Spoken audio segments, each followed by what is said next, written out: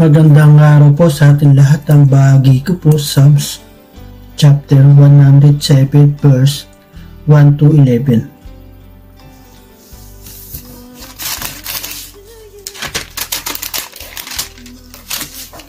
Awit ng pasasalamat sa kabutihan ng Diyos.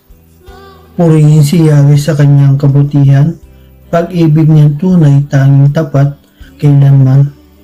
Lahat ng niligtas, tinubos ni Yahweh, bayaang magpuri, mga tinulungan, upang sa problema sila'y magwagi sa sariling bayan. Sila'y tinipon, pinagsama-sama, silang kanluran, timog at hilaga ay doon kinuha. Mayroong nagbumagak sa ilang dako at doon nanahan, sapagkat sa lungsod ay wala ng lugar silang matirhan. Wala namang makain, kaya sila'y nagutom na uwaw na lubha ang katawan nila. Ang naging paypay labis na nanghina nang sila'y magipit. Kay Yahweh sila tumawag at dininig naman, sa gipit na lagay sila'y niligtas. Inalis sila sa lugar na iyon na pinatubayan, tuwirang dinala sa payapang lusod at doon na tumahan. Kaya dapat naman kay Yahweh ay magpasalamat dahil sa pag-ibig at kahanga-hanga niyang pagliligtas. Mga nauhaw ay pinainom upang masihan, mga nagutom ay pawang binusog sa mabuting bagay. Sa dakong madilim, may mga nakaupo na puspos ang lungkot, bilanggo sa lusa, at sa kahirapan sila'y nagagapos. Ang dahilan nito, sila'y naghimaksik lumaban sa Diyos. Mga pagpapayo ng kataas-taasan ay hindi sinunod. Amen. God bless po sa ating lahat. Isang mapagpalang araw sa ating lahat mga kapatid. Ang aking pong babasahin para sa ating daily devotion ay nasa Psalms chapter 107 verses 12 to 22. Kaya't kanyang ibinaba ang kanilang puso na may hirap. Sila'y nangabuwal at walang sumaklolo. Nang magkagayoy nagsidaing sila sa Panginoon sa kanilang kabagabagan at iniligtas niya sila sa kanilang kahirapan. Inilabas niya sila sa kadiliman at sa lilim ng kamatayan at pinatid ang kanilang mga tali. Oo, purihin ng mga tao ang Panginoon dahil sa kanyang kagandahang loob at dahil sa kanyang mga kagila-gilalas na mga gawa sa mga anak ng mga tao. Sapagkat kanyang sinira ang mga pintuang bayan na tanso at pinutol ang mga halang na bakal. Mga mangmang dahil sa kanilang mga pagsasalangsang at dahil sa kanilang mga kasamaan ay nadadalamhati. Kinayayamutan ng kanilang kaluluwa ang sari-saring pagkain at sila'y nagsisilapit sa mga pintuan ng kamatayan. Nang magkagayoy, nagsidaing sila sa Panginoon sa kanilang kabagabagan at iniligtas niya sila sa kanilang kahirapan. Sinugo niya ang kanyang salita at pinagaling sila at iniligtas sila sa kanilang mga ikapapahamak. Oo, purihin ng mga tao ang Panginoon dahil sa kanyang kagandahang loob at dahil sa kanyang kagilagilalas na mga gawa sa mga anak ng mga tao. At maghandog sila ng mga hain na pasalamat at ipahayag ang kanyang mga gawa na may awitan. Amen. Purihin ang ating Panginoon sa pagkabasa ng kanyang mga salita. Magandang araw po sa ating lahat. Na ibabahagi ko po ngayon ay matatagpuan sa Book of Psalms chapter 107 verses 23 to 33. Nasabi po dito, mayroong naglayag na lula ng barko sa hangad maglakbay, ang tanging layunin kaya naglalayag upang mga lakal.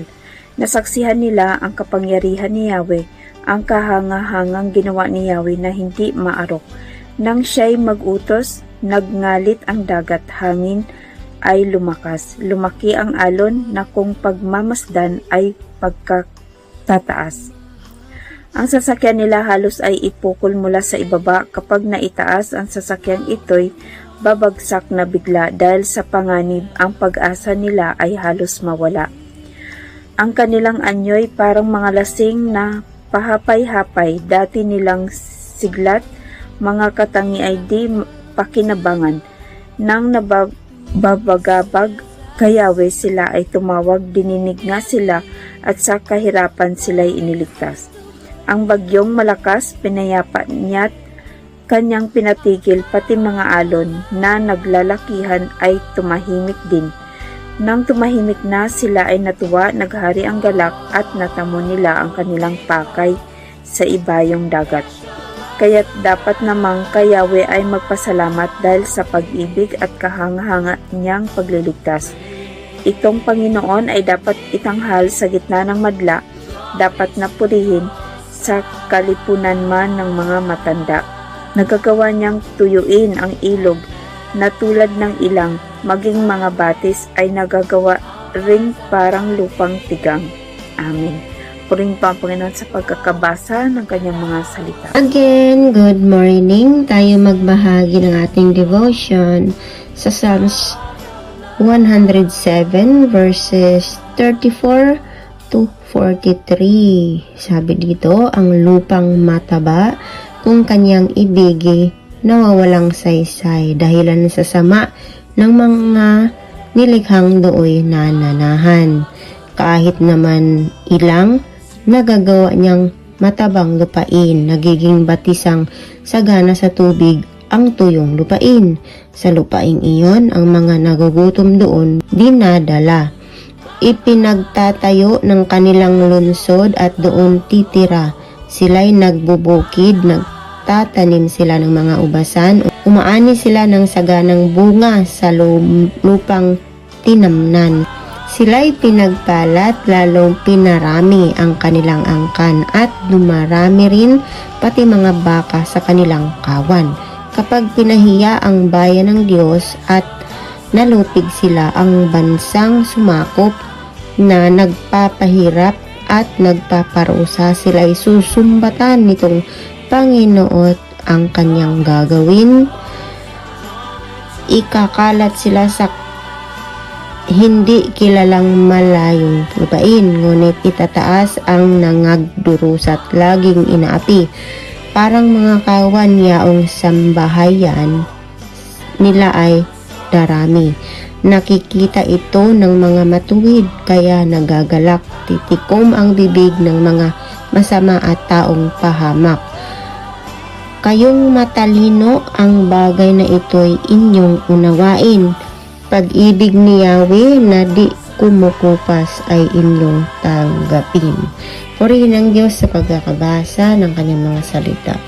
Ang ganda ng ating verse ngayon dahil pinapaalala kung ano man ang sitwasyon natin ngayon, nasa kagipitan ka man, kahirapan, problema, pagka-confuse, kung ano man yung mga bumagabagag sa ating kaisipan, no? Tandaan natin na kapag inilapit natin ito sa ating Panginoon, kaya niya itong i-reverse kung ano man sitwasyon or kasalukuyan meron ka ngayon. Kaya patuloy tayong magtiwala dahil yung pag-ibig ng Panginoon ay wagas. Huwag ko tayong tumigil kasi yung habag naman ng Panginoon ay nandyan. Basta sa tuwing mayroon tayong mga nasa luwis tayo ng sitwasyon, patuloy pa rin tayo sa paglilingkod sa Kanya dahil nakikita to ng Panginoon. At sa huli, talagang yung pagpapala ay sumasa atin. Tandaan natin, nung panahon ng mga Israelita, sa ilang sila nanirahan ng 40 years. Biruin mo, ilang, ibig sabihin, disyerto. So, kaya nga masustain ng Panginoon kung ano yung mga needs nila. 'Di ba? Pag usaping disyerto, mainit 'yun pag araw. Pero si Lord, siya ang nagsisilbing lilim para sa kanila. 'di ba? At pagdating naman sa gabi, napakalamig nun. Si Lord pa rin nandun, naging haliging apoy. Ganun ang Panginoon. Di niya tayo pababayaan. Yung isang tuyot na lupa ay kaya niyang pasaganain. Ganun ang Panginoon. Kaya, hindi tayo mananatili sa ganoong sitwasyon kung ano man ang kinalalagyan natin ngayon. Basta patuloy tayo magtiwala dahil God is in control. Yun lang po, magandang araw.